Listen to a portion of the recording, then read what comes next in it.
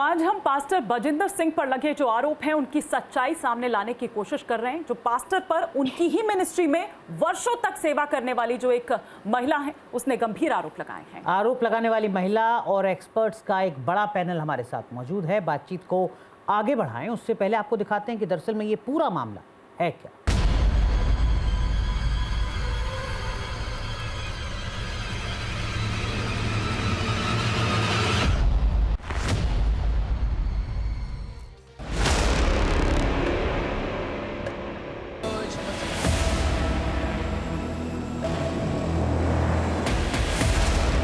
अपनी चंगाई सभा में पास्टर बजिंदर सिंह किस पर झूठे आरोप लगाने का आरोप लगा रहे हैं? वो परमेश्वर से किन लोगों पर अपनी सामर्थ्य दिखाने की प्रार्थना कर रहे हैं? आखिर पास्टर बजिंदर सिंह का इशारा किसकी तरफ है?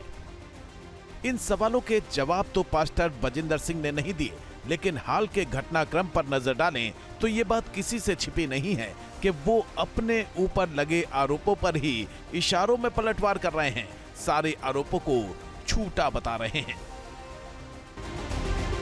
चंगाई सभा में हजारों लोगों की भीड़ के बीच पास्टर ने पवित्र आत्मा से भी बात करने का दावा किया और इशारों में कहा कि उनके खिलाफ रची जा रही सारी साजिशें नाकाम साबित होंगी। पास्टर बजिंदर सिंह पर उन्हीं की मिनिस्ट्री में करीब 7 साल तक सेवा करने वाली एक महिला ने छेड़छाड़ का आरोप लगाया है। महिला ने यहां तक दावा किया है कि उससे छेड़छाड़ का सिलसिला मिनिस्ट्री छोड़ने के बाद तक चलता रहा। मैं स्टडी करती थी, मेरा कॉलेज जो था मैं वहाँ जाती थी। मेरी स्टडी तक मैंने बीच में छोड़ दी, इनकम्प्लीट। कोई अपनी स्टडी क्यों ही छोड़ेगा? इनकी गाड़ियाँ, इनकी जो ब्लैक स्कॉर्पियो है वो पीछे होती थी, इनकी गाड़ियाँ में ये पीछा करते थे। मैं स्कूटी से जब होती थी मेरा पीछा करना, मेरे घर से लेके मेरे कॉलेज तक, जब मैं जाती थी कॉलेज से निकलती थी तब घर वापस तक। पीड़िता ने पास्टर बजिंदर सिंह के खिलाफ साजिश रचने के आरोपों पर भी पलटवार किया। कोई भी लड़की इतनी बेवकूफ नहीं है कि जो ऐसे उठ के आएगी या किसी के दबाव में अपनी इज्जत की ऐसे धज्जियां उड़वा देगी जैसे इन्होंने करा। और सर जिसके साथ होता है वही आता है। और सर आप देखेंगे इन पे ऐसे बहुत से इल्ज़ाम हैं।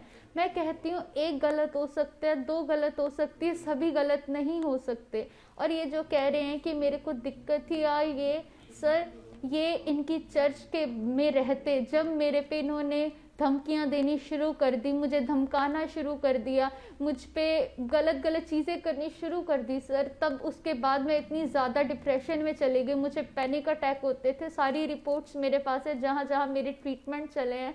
और ये कह रही है कि दूसरी चर्च को इनको फंसाने का है। सर ऐसा कुछ भी नहीं है, कोई इनसे मतलब नहीं रखता, क्योंकि सभी जानते हैं कि ये क्या करते हैं और क्या नहीं। पीड़िता की शिकायत पर कपूरथला पुलिस ने पास्टर बजिंदर सिंह के खिलाफ यौन उत्पीड़न, पीछा करने और आपराधिक धमकी देने का मामला दर्ज कर लिया है। हालांकि घटना के वक्त नाबालिग होने का दावा करते हुए पीड़िता ने एफआईआर में पॉक्सो एक्ट की धाराएं जोड़ने की भी मांग की है। वो ऐसे माहौल में चंगाई सभा का आयोजन करने पर भी सवाल उठा रही है। 8-9 दिन हो गए एफआईआर हुए और कोई ऐसा नहीं है कि कुछ भी पता नहीं चल रहा, उनको ना बुलाया जा रहा है, ना उनसे कुछ पूछताछ हो रही है, वो ऐसे फ्रीली घूम रहे हैं। और कोई ऐसा अभी तक हमें भी नहीं हो रहा कि इन्होंने कोई एक्ट करा है या कोई चीज़ किसी चीज़ में बढ़ाई है या पॉस्को एक्ट ऐड हुआ है, हमें अभी तक कुछ भी पता नहीं चला। हालांकि पास्टर बजिंदर सिंह सभी आरोपों को खारिज करते हुए इसे एक बड़ी साजिश का हिस्सा बता रहे हैं। हमारे शो में आए पास्टर बजिंदर के मीडिया सलाहकार सुरजीत थापर ने दावा किया कि महिला के आरोपों में कोई दम नहीं है। देखिए, सबसे पहले तो मैं आपको यह बताना चाहता हूं, जितनी भी ये बातें बताई जा रही है सोशल मीडिया के ऊपर और जिस बहन ने इस बातों को जो भी आरोप लगाए हैं, इसमें कोई भी सच्चाई नहीं है। इसकी प्रॉपर इन्वेस्टिगेशन के लिए हमने भी प्रशासन से मांग की है भी प्रशासन से मांग की है 2017 से लेकर जिस समय वो लड़की कह रही है उस समय तो वैसे ही लॉकडाउन लगा था 2000 आप देख सकते हैं 20 और 21 में। असल में कोई उसमें सच्चाई नहीं है। हमने खुद प्रशासन से मांग की है भी इसकी इन्वेस्टिगेशन की जाए, उसकी प्रॉपर इन्वेस्टिगेशन हो, जिसके लिए हमें प्रशासन ने एसआईटी भी बैठाई है और एसआईटी में जो सच सामने आ जाएगा, दूध का दूध और पानी का पानी हो जाएगा।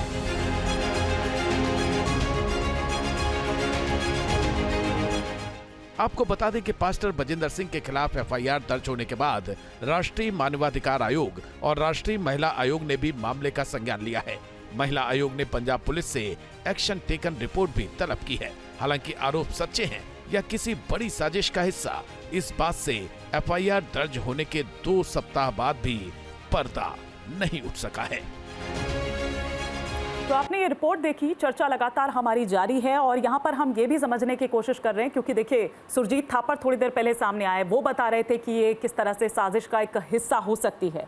मैं यहाँ पर आपसे भी समझना चाहूँगी, पीड़िता के पति भी इस वक्त हमारे साथ हैं, इस तरह के लोग, क्योंकि देखिए उन्होंने सीधा तौर पर यहाँ पर कह दिया, कोटली साहब भी यही कह रहे थे कि दरअसल ये कुछ लोग जानबूझकर उस केस को प्रभावित करने के लिए इस तरह से कर रहे हैं और ये भी वही लोग हैं जो सामने आ रहे हैं उसका हिस्सा बन रहे हैं। देखिए मैम, अगर हम लोग उस चीज़ का हिस्सा होते तो हमको इतना टाइम लगता नहीं सामने आने में, हम तो उसी समय उनके साथ होते। दूसरी चीज़ जो ये थापर जी बात कर रहे थे, जिनका आपने इंटरव्यू देखा, इनका आप एक्चुअली इनके जितने भी प्रधान हैं, इनके जो सेवक हैं, इनका आप एक बार क्रिमिनल रिकॉर्ड चेक कराइए।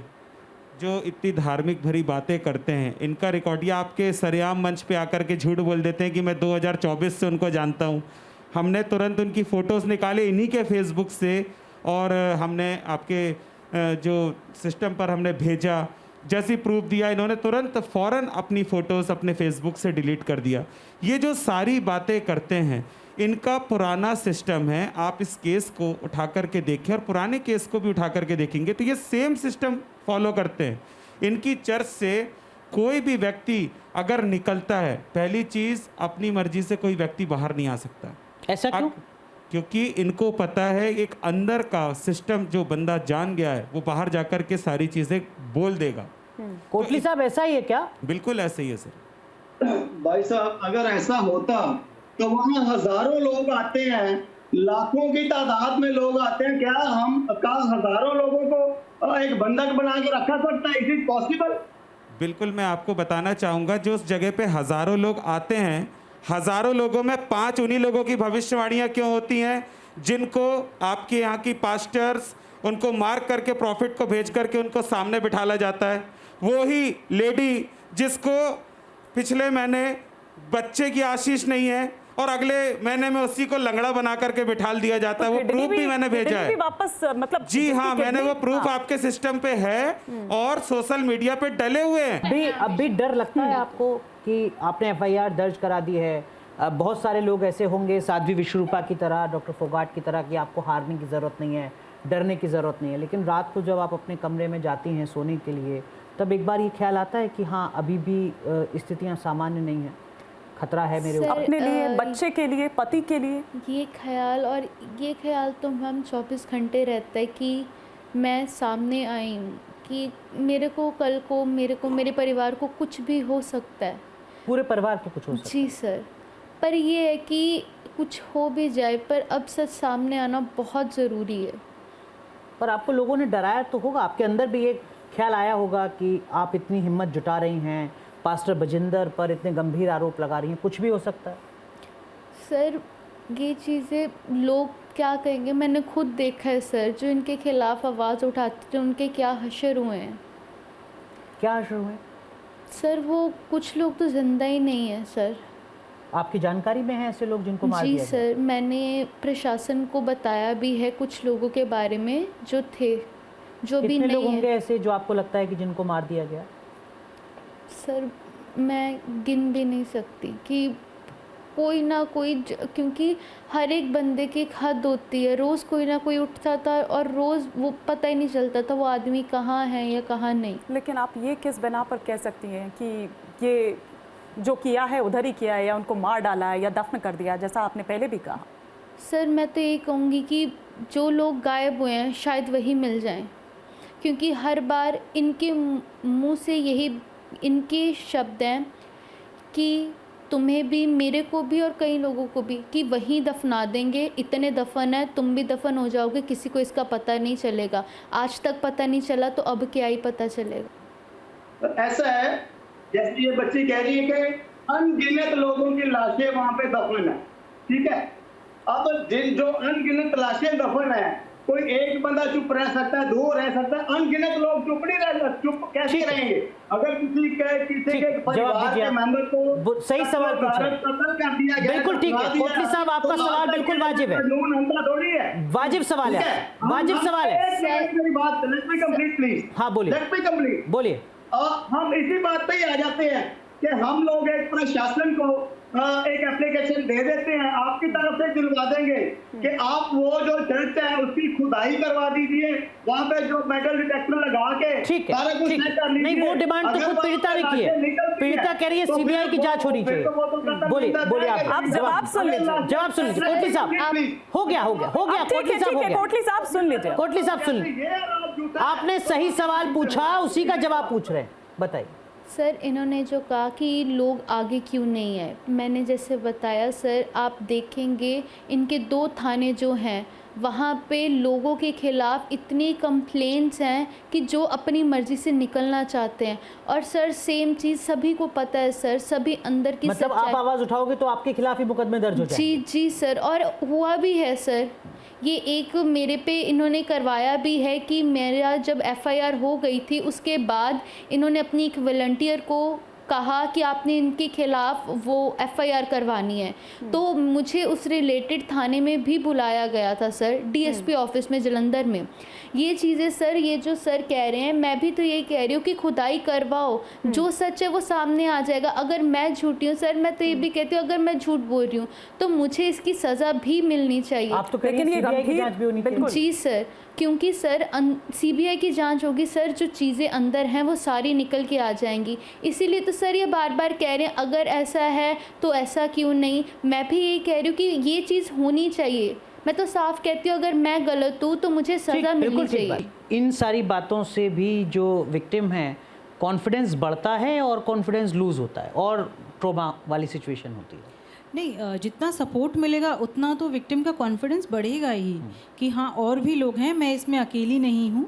ये अकेली नहीं हूँ का तो फीलिंग इसके पास पहले भी था, जब ये वहाँ थी तब भी इसने देखा था कि दूसरों के साथ भी ये चीज़ें हो रही हैं। इसमें हमने एक चीज़ देखी है जिसको बोलते हैं स्टॉकहोम सिंड्रोम, कि जब आप उसके अंदर होते हो ना उस सिचुएशन में, तो आपकी एक तो ब्रेन, मैंने आपको बोला कि वो फ्रीज़ कर जाती है, वो सोचना बंद कर देती है, वो इतनी डिसऑर्गेनाइज्ड और केओटिक होती है कि वो सही चीज़ सोच ही नहीं पाती है, सही क्या क्या करना चाहिए, क्या रिस्पॉन्स होना चाहिए। दूसरा ये कि उसमें जो स्टॉकहोम जो मैं आपको बोला, ये होता है यूजुअली किडनैपर्स के साथ होता है ये, कि आप जब उनके साथ रहने लग जाते हो और वो जब आपको बुरा टॉर्चर कर रहे होते हैं तो आपको लगता है कि मैं चुप रहूँगी तो मैं शायद ज़िंदा रह जाऊँगी, जो इसको भी लगा कि मैं चुप रहूँगी तो मेरे फैमिली मेम्बर्स ज़िंदा रहेंगे, मेरे को ये सहना ही पड़ेगा, यही मेरी डेस्टिनी है, यही मेरा फेट है। तो तब तक इसने सहा है, और जब ये शायद निकली है उसके बाहर, तब इसको बाहर की दुनिया या कुछ और समझ आई, जब इसका इमोशनल सिस्टम थोड़ा डाउन हुआ तब इसको रियलाइज हुआ कि ये ठीक और नहीं तब ये हिम्मत आई। लेकिन अब मैं आपसे यहाँ पर, क्योंकि अब हम अंतिम पड़ाव पर पहुँच रहे हैं, आगे बढ़ रहे हैं, तो अब आप क्या चाहती हैं? क्योंकि देखिए आपकी छोटी बच्ची भी है, आपने कहा उसको लेकर भी आप चिंतित होंगे, और शायद वो बच्ची की चिंता ही है जो आज आपको यहाँ तक लेकर आई है, जो आप बोल नहीं पा रही थी अब तक, आज आप बोल पा रही हैं। मैम मेन रीज़न यही है कि बात जब मेरी बच्ची पे आई मुझे सामने आना पड़ा, मेरे पे चीज़ें हो गई मैम, मैंने जैसे तैसे सह लिया। अब मेरी बच्ची पे जब चीज़ें आई वो मुझसे बर्दाश्त नहीं हुई मैम। और मेरी डर लगता है बच्ची को जब बाहर ले जाती हैं, कहीं छोटी सी बच्ची है, वैक्सीनेशन से लेकर तमाम चीज़ें होंगी, जब आपको बच्ची को बाहर ले जाना है, घुमाना है, कभी तबीयत ख़राब है, कुछ है, डॉक्टर के पास ले जाना है, तो डर लगता है मन में? कभी ऐसा ख्याल आता है कि ऐसा ना हो कि मेरी बच्ची को कुछ कर? मैम ऐसा है कि मैं अपने रूम से अपनी बच्ची को बाहर तक नहीं लेके जा सकती। मेरे मदर इवन कई बार बच्ची को उठा के लेके जाते तो मैं पागलों जैसी हो जाती हूँ, मेरी बच्ची को मेरे पास दे दो, कि मुझे नहीं पता किस वक्त क्या हो जाएगा। क्योंकि मैम ऐसा हुआ है कि मेरी बच्ची जब मेरे घर पे थी मैम, तो हमारे घर पे कांच की बोतलें तक फेंकी गई हैं मैम। ना आपने बचपना देखा ही नहीं, क्योंकि आप बहुत छोटी थी आप जब वहाँ चली गई, तो आप उस बच्ची को तो मतलब आप सोचिए वो तो वो जी ही नहीं पाएगी। वो जिस तरह से अनुराग ने भी कहा कि वो डेवलपमेंट उसका, और ये बहुत ज़रूरी है उसकी ग्रोथ के लिए, उसकी डेवलपमेंट के लिए। मैम इसीलिए मैं प्रशासन के पास गई थी कि इसका न्याय मिलना चाहिए, जो मेरे साथ हुआ मेरी बच्ची के साथ ना हो, क्योंकि एक ज़िंदगी, एक बचपन बर्बाद हो गया, दूसरा बचपन बर्बाद नहीं होना चाहिए। कोई बात नहीं, आप रोइए नहीं, मत, बिल्कुल आप नहीं, रोइए आप शांत रहिए। और मैं देखिए, आप बहुत हिम्मती हैं, और आपकी जैसी हिम्मती बच्ची, मतलब मुझे नहीं समझ आ रहा अनुराग, क्योंकि मैं खुद मैं रुआसी हो रही हूँ, मेरे को नहीं समझ आ रहा है कि मैं क्या कहूँ, लेकिन आप बहुत हिम्मती हैं। आपने इतनी हिम्मत दिखाई कि आप यहाँ आई, और मैं समझ रही हूँ वो उस बच्ची के लिए ही आज आप यहाँ पर बैठी हैं, और वो लड़ाई आप अपने लिए तो लड़ रही हैं। कहते हैं ना, अभी साध्वी जी भी कह रही थी कि जब एक लड़की खड़ी होती है, एक वो सिर्फ अपने लिए नहीं आवाज़ उठा रही है, वो बल्कि उन सब लड़कियों के लिए उठा रही है। वो उनको एक हौसला दे रही है, वो उनको एक ताकत दे रही है। बहन कमजोर हो सकती है, एक बेटी कमजोर हो सकती है, परंतु माँ एक बहुत मजबूत होती है। और आज जो इस बच्ची को, मैं एक और बात कहना चाहूंगी पूरे समाज को, आपके मैंने इतने सारे शोज किए हैं ऑपरेशन पाखंड, परंतु ये शो बहुत बदलाव लाने वाला है समाज में, क्योंकि लड़कियों को मुंह ढक के नहीं रहना है, उस व्यक्ति को मुंह ढकना चाहिए जो एक कर्म करता है, और हर एक बच्ची को सामने आना चाहिए जिसके साथ गलत हो रहा है। नहीं, बिल्कुल आप ठीक कह रही हैं, और यही वो बच्ची है जो, और बाकी जो वो बच्चियां हैं उनको भी कहीं ना कहीं हिम्मत देंगे। और आप हिम्मत मत हारिए, आप हौसला मत हारिए, क्योंकि आप आगे लड़ेंगी ना तो बाकी और बच्चियां भी इस तरह से आएंगी, वो रखेंगी अपनी बात को आगे, और न्यूज़ नेशन आपके साथ खड़ा है। कोशिश हमारी ये रहेगी कि आपको इंसाफ मिल सके, और जो भी बात आप अपनी रख रही हैं सामने, वो उस तरह से, हालांकि अभी ये आरोप साबित होना बाकी है, ठीक बात है, सामने लेकिन आना बाकी है। आज पीड़िता को न्यूज़ नेशन के स्टूडियो में दर्शकों ने सुना है। आप खुद तय कीजिए कि पीड़िता की आंखों में जो आंसू हैं, क्या वो सच्चे हैं, या जिस तरीके के आरोप लग रहे हैं पीड़िता के ऊपर कि नहीं ये सब कुछ झूठी साजिश है। ये फैसला आप भी कीजिएगा, जिस तरीके का दर्द पीड़िता ने आज साझा किया है। बहुत बहुत शुक्रिया हमारे साथ जुड़ने के लिए, ये हिम्मत, ये भरोसा दिखाने के लिए, धन्यवाद।